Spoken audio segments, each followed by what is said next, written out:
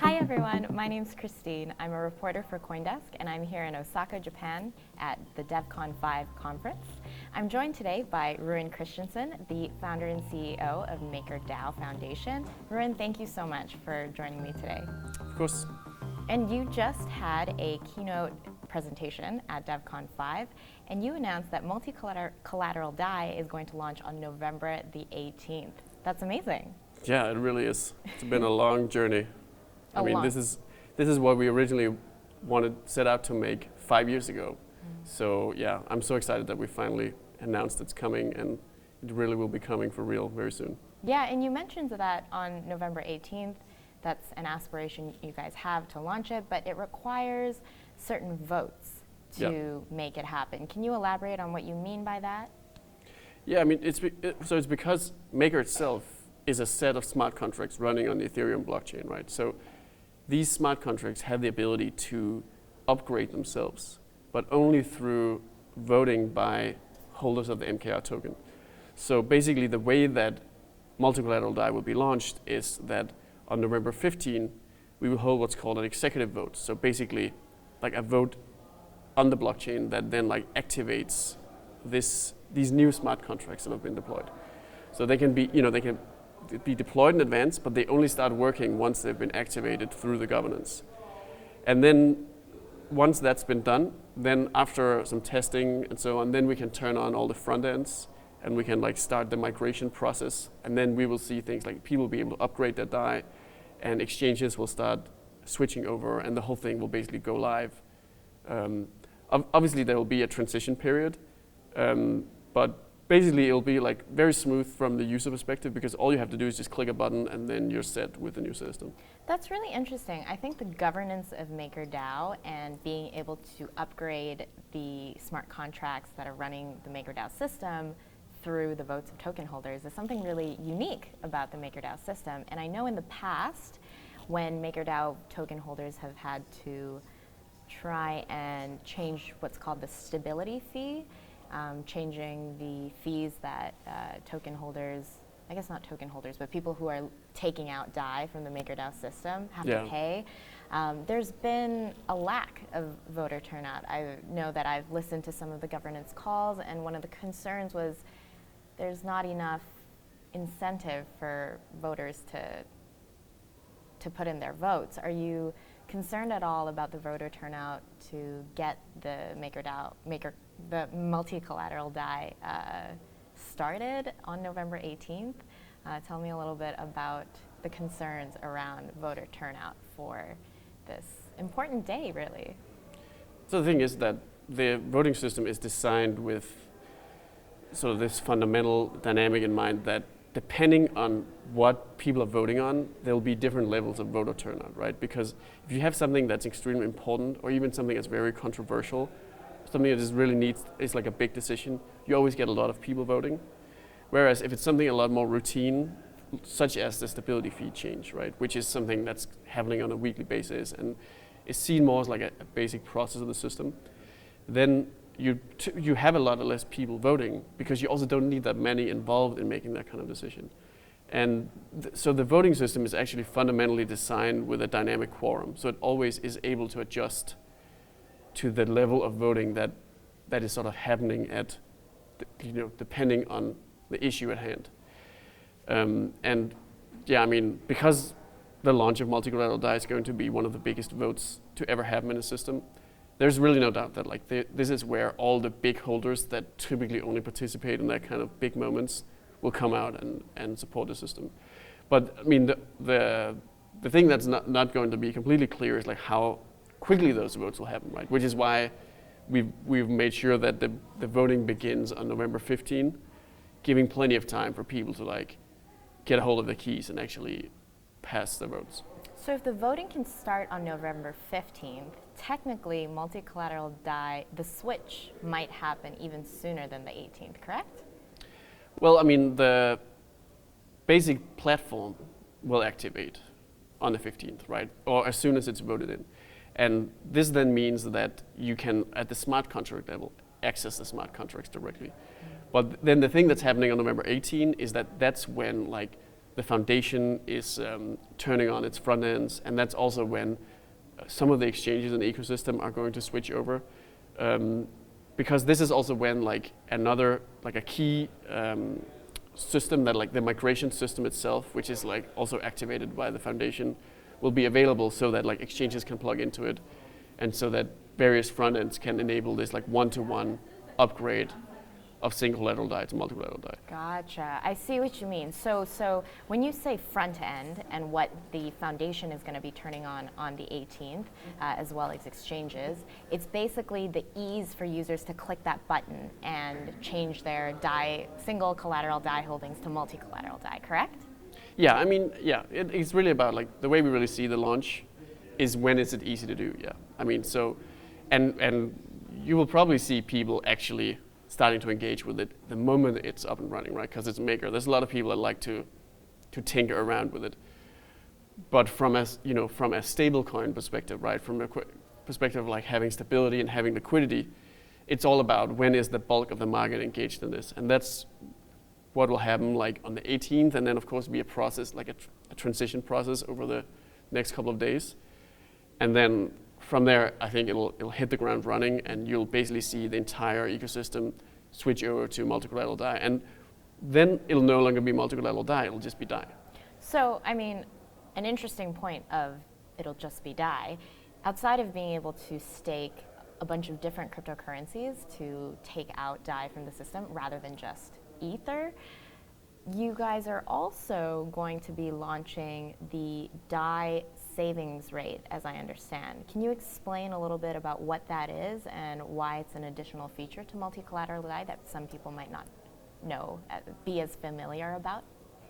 Yeah, so the DAI Savings Rate is really the critical and like really exciting launch feature that's coming, and it's going to be available right as it launches. And what it allows you to do is very simply, if you hold DAI, you can simply, with a single click, start earning a return on your DAI. But not only that, but like the unique thing is that this is a risk-free return on the DAI that you hold. And it's like built in at the protocol level. So what that means is that as a user, you don't have to worry about whether or not you want to get the DAI savings rate or not. You are able to always get it automatically without worrying about any sort of risk if you already hold DAI. And that means it's creating this new opportunity for DeFi developers, for all the different projects in the space, and even exchanges, to seamlessly integrate this on the back end of their services, so that users, the moment they hold DAI, they will just start getting the DAI savings rate, and it will all be facilitated on the back end of their platform or their exchange. And we think this is going to cause like a new explosion of like innovative new ways that this is going to be implemented. So that's really exciting. It is interesting because during your talk today at DevCon, you mentioned that composability was a big quantum leap for DeFi. What kind of composable applications do you foresee being built on top of the DSR, the DAI savings rate? I think one of the really basic things that it'll offer is just that if you have, let's say, just like a regular wallet or like a regular DeFi application, you can just start, like, you can create this, like, it's really easy to access, just like automatically you start earning this return as a user, right? And then the front end of the wallet, they can actually, because they're providing this service to you, they can actually potentially take a small cut of the DAI savings rate for themselves. And this way they can start, monetize the business model. And this is like a big question right now in DeFi, right? Is how do we monetize this stuff? But also give their users the confidence that they have what they need to keep their platform secure. So I think just the simple point of like enabling a more invisible type of monetization, I think is really interesting. But it's also when you get to things like, I mean, if you're doing something else or something more complicated, or let's say you're using a gaming application or a prediction market or something like that, just being able to, like, on top of that, just automatically in there also getting a savings rate so that your capital is always activated. Even when you're doing something else that's not really a financial use case, you just still get that, I mean, because it's free money, right? So why shouldn't you always be getting a return on your capital? So it's a good way to broaden the applications for DeFi to not just DeFi applications, but as you say, gaming or some other category.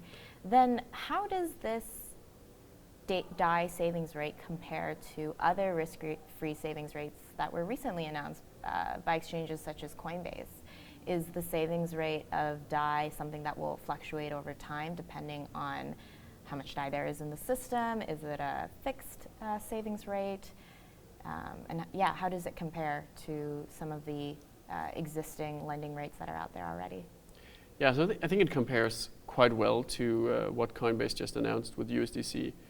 But I think that the major difference is that the DAI savings rate is available at the technical level, right, the protocol level of the DAI stablecoin, whereas the Coinbase USDC rewards is actually done on Coinbase as an exchange, and it's not like inherently available in USDC, so you can't like build it into your app or something. But also, I think that the DAI savings rate is likely to, in general, be higher than the USDC rate, but also fluctuate because it depends on the supply and demand of the Maker platform. So it'll fluctuate a bit similar to how the stability fee currently fluctuates, but in general a lot less. And actually, it will cause the Maker rates to generally change at a lower pace because it's like before we were only able to change the supply, we were only able to change the stability fee, and now they'll kind of like change in lockstep essentially. So the magnitude of change can become significantly lower because now you're kind of like moving two levers instead of just one, and this way you get a stronger effect. So in order to raise or lower the DAI savings rate, it'll also be done through the Maker governance system of token holder voting? Yeah, and it will really like follow the exact same process that the stability fee changes currently follow. Gotcha. And the starting rate for DAI savings rate, I know the Coinbase annual percentage yield is 1.25%, I believe. What's the starting rate for DSR? That'll be decided by Maker governance. And right now, the community is deeply involved in like the discussions around what's a good starting point. But the interesting thing is that no matter where it starts, it'll change from where it starts and immediately move towards its equilibrium. And then once it hits the equilibrium, which could be, I mean, yeah, it's really hard to predict what exactly it will be, but then it'll be a lot more stable, but still have small fluctuations based on how DAI grows in general from there. Gotcha. That's interesting because in the earlier part of 2019, with the flexible peg on DAI being below the dollar, it did seem as though people had said the stability fee isn't enough to keep DAI valuation stable. But as you say, now there's going to be two levers to use after multi-collateral DAI. Does this mean that voters will have to take a more active role in governance? Do you foresee more frequent votes happening to kind of adjust? And I feel like the more kind of levers you put into play, the more hands you're going to need to make sure that these two are rolling and jamming in the way that you want it to. Yeah, I think actually for the DAI savings rate, the effect will be that it becomes a little bit easier to control the peg. And that's because, I mean, in this case, we're adding an extra lever, but we're like moving them in lockstep. So what's happening is just when we do a change, it just becomes more powerful. But there will be a lot more governance activity in multi-collateral DAI, and that'll be related to all the new collateral that comes. So ultimately, this is what we've been preparing the community for years at this point, right? Like people have really been getting ready to the full scope of what it will mean to like manage a full low-level financial infrastructure. It's interesting that it's really up to the voters and the people to manage this system. Of course, MakerDAO Foundation is a huge part of that, but again, it's going back to the fact that this is a decentralized programmatic stablecoin. And to that, I'm curious, going back to kind of a comparison with what Coinbase had announced a few weeks ago, Coinbase is financing, of course, the money and the interest that's being earned on its USDC coin through all its other revenue streams. Where is the money coming from to finance the DAI savings rate? Is that from the fees, the stability fees that DAI borrowers have to pay? Is that where the money for the savings rate comes from? Yeah, exactly. So the way it works is that when you borrow DAI, which is really how it's generated, you pay the stability fee, which will then be split into two. On one hand, some of it will go to the DAI Savings Rate to sort of pay. It's essentially what you're doing is you're paying the cost of capital. And it's analogous to sort of something like the LIBOR rate in the traditional financial system. And the other part is the risk premium. So this is like the specific rate that you're paying because you're taking a risky asset and turning that into a stable asset. And that rate continues to go to MKR holders as it does today, so that they're compensated for ultimately the risk that they're underwriting in how they govern and also ultimately like act as a backstop on the system. Gotcha. So outside of DSR, DAI Savings Rate, and of course being able to back your DAI with more than just one type of collateral, are there any other new features to the MakerDAO system that users and basically anyone in the Ethereum DeFi ecosystem should know about? And those are really the two primary features at the protocol level. I mean, the other big difference is that the governance will become a lot more sophisticated, and also that the game theoretical defenses of the protocol will be significantly upgraded to the point where it really is like extremely robust, and there's no way it can really withstand any type of like even theoretical cryptoeconomic attack against it. But one of the other big things that the foundation is doing is that we are releasing this brand new front end which we already have a front end for using Maker today to borrow with, but we have kind of like spent a lot of energy on upgrading that and putting a lot of new features together into one place, which is the whole composability thing that we are trying to really focus on, because now with the protocol in place, the other big question is how do we make this stuff really easy to use and really relevant for more people, so we can really bring DeFi to the masses. I mean, bringing the DeFi to the masses, I have heard arguments and criticisms saying DAO, the MakerDAO system, is not able to scale partially because of its infrastructure, but also because of the protocol that it's based upon. Very recently, I think it's been said by a number of different counterparts that Ethereum 1.0 is not built for the masses, but Ethereum 2.0 will be potentially a platform that is able to scale. Do you see MakerDAO's future kind of tied into the same fate as the Ethereum protocol upon which it's based? Do you see the Ethereum protocol now as a limiting factor to how much MakerDAO can scale to the masses? From the very beginning of Maker, we've always been thinking about this issue, right? And our conclusion has always been that you never want, as an application, to be like tied to a piece of infrastructure, right?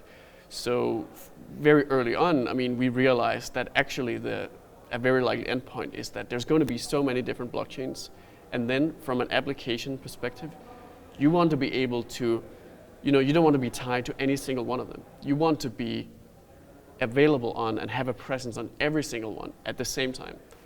And this is one of the things that we've already been focusing on a lot, and like developing the technology that allows us to have Maker run on like multiple blockchains simultaneously.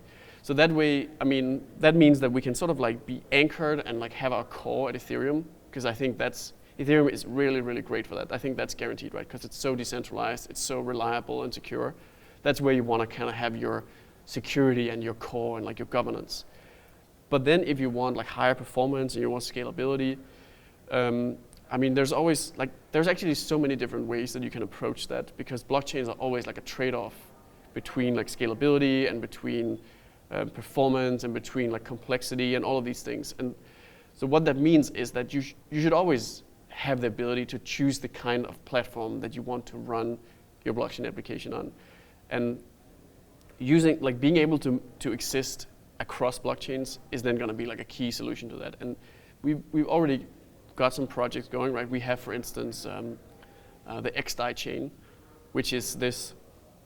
It's kind of like a side chain to Ethereum. So it's like a small, extremely performant, but then less decentralized blockchain that's like attached onto Ethereum.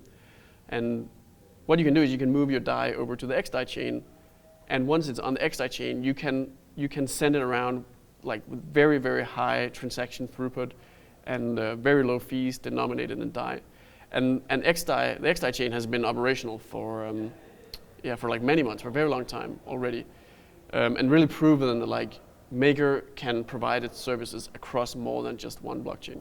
So is that the next big project for MakerDAO Foundation outside of, now that you guys will be launching multi-collateral DAI, is the next step creating multi-blockchain MakerDAO systems so that you have MakerDAO on not just the Ethereum platform, but the MakerDAO system also running on other smart contract platforms?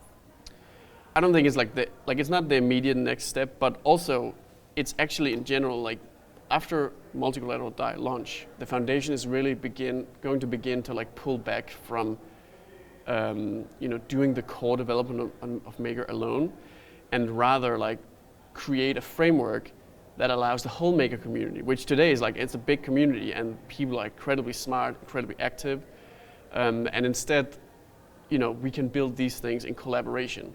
But I do think that like this is, it's a trend that's already happening, right? XDAI is an example. There's also like a bridge like EOS, for instance, that's being used by some gaming applications so that they can use DAI on EOS. And it's happening slowly. There's a lot of projects out there already doing this. And the Maker community itself will certainly also like make sure that this is progressing at sort of the pace that we want to, and it is as secure as we want it to be, and so on. But in general, the great thing about blockchain is the permissionless innovation, right? These things are really just like popping up on their own.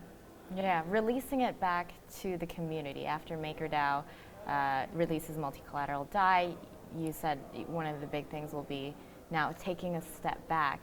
There has been criticism in the past that MakerDAO Foundation operates too hierarchically as a corporate entity as opposed to maybe what certain people want to see in a foundation to be more horizontal and decentralized. Would you say that right now your team and the way that it's structured and the way that you've led is nothing like that?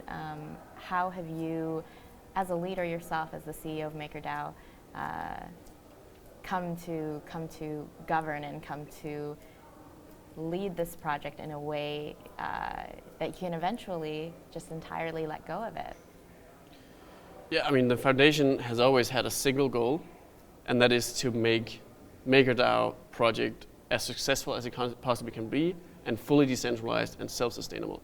So the foundation has simply always reinvented itself in however way it had to so that it could best serve this goal. Because I don't think that even there is like a standard that a foundation has to follow some specific principles. Almost all organizations follow like standard organizational structure because that's what you have to do once you grow beyond, the initial early, stage of a startup where it's just a group of people, right? Once you get, today we have more than 100 people, and we're able to operate efficiently with this many people in the foundation because we learned over time that you can't just like reinvent the wheel every time with everything, right? Sometimes you do have to rely on like existing best practice, and then instead, use all your creativity on the actual goal, which is to launch a fully decentralized MakerDAO platform. Gotcha. Well, you guys have really come a long way, and I will say that here at DevCon 5, it was great to hear that you guys have a targeted date to launch multi-collateral DAI. Thank you so much for the time, Rune. It was great speaking with you. Thanks, everyone. Thanks, everyone, for listening. This was Christine Kim and Rune Christensen in Osaka, Japan at DevCon 5.